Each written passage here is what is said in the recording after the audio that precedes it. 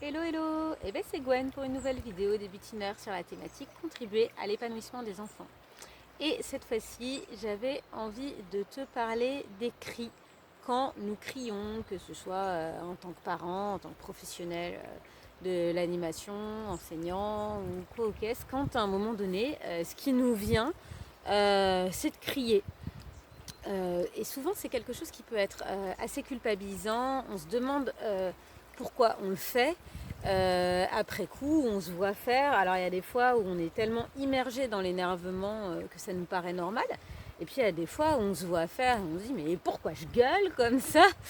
Et en fait, pouvoir déculpabiliser avec ça, se rendre compte à quel point, en fait, c'est des ressorts inconscients qui nous poussent à réagir de la sorte. Et si on décante un peu les choses, en tout cas c'est ce que mon expérience personnelle et en tant que professionnelle m'a amené à voir, et puis aussi la connaissance, l'intérêt que j'ai pour le rapport aux émotions et à l'impact que l'inconscient peut avoir sur notre pensée, c'est qu'en fait c'est quelque chose de réactif qui est souvent lié. Alors, il y a plusieurs facteurs, mais ça peut être lié notamment à de l'épuisement, hein, tout simplement. C'est-à-dire que comme on est fatigué, on va réagir d'une manière disproportionnée.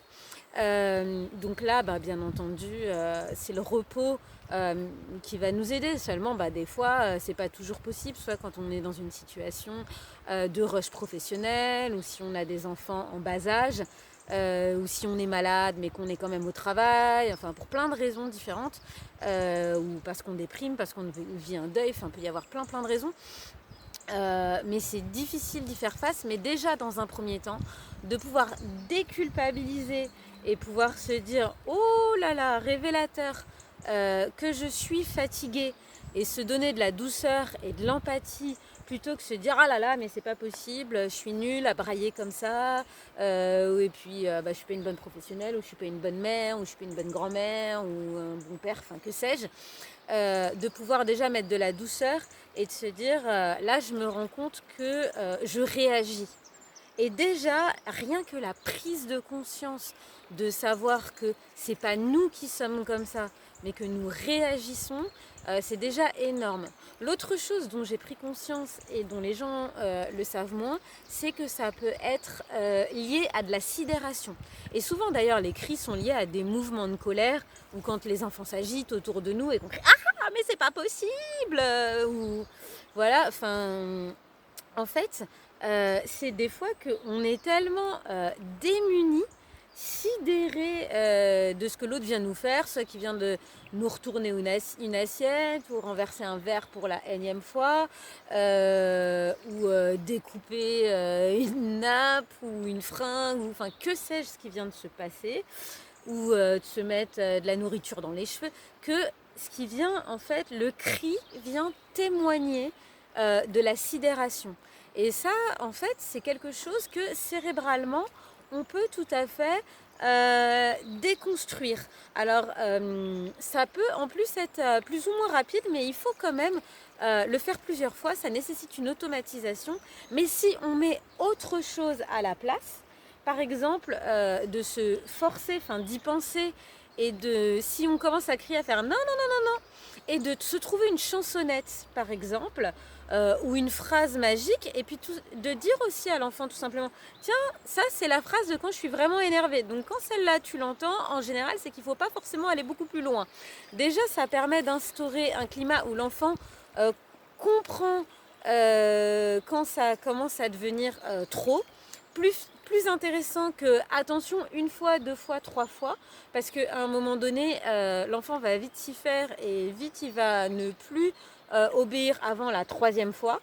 Et du coup, comme vous allez avoir à imposer un système avec une sanction à la troisième fois, vous allez vous sentir obligé de réagir, hein, le fameux action-réaction des choristes, mais d'imposer une sanction alors que vous n'en avez même pas envie.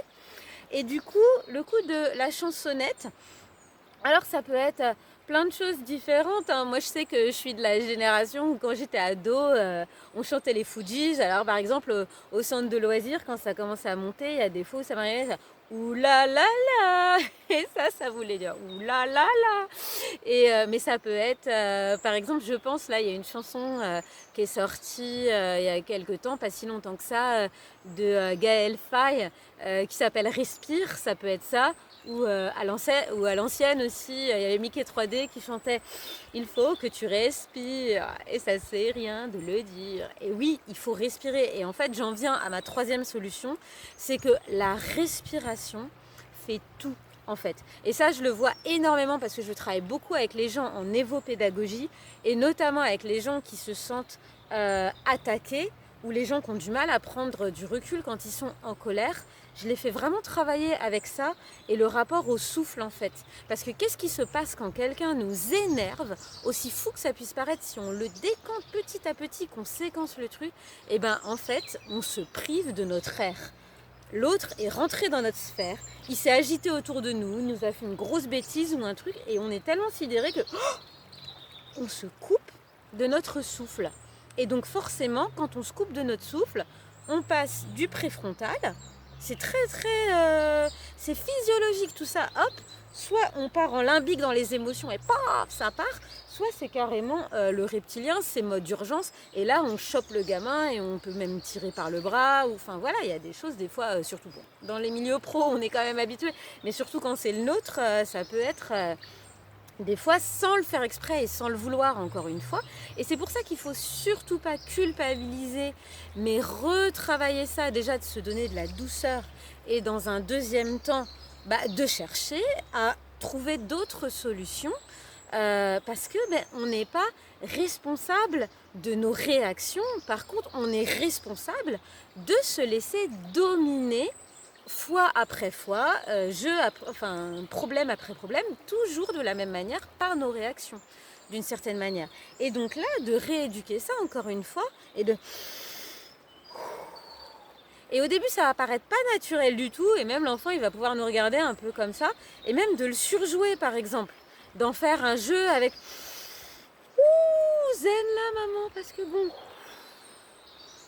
Et en fait, ça va devenir un jeu, mais ça va devenir un signal, comme je disais, soit avec la chanson, soit avec la respiration, ou si on n'arrive pas à penser à respirer, la chanson, justement, il faut que tu respires, va nous rappeler qu'il faut respirer.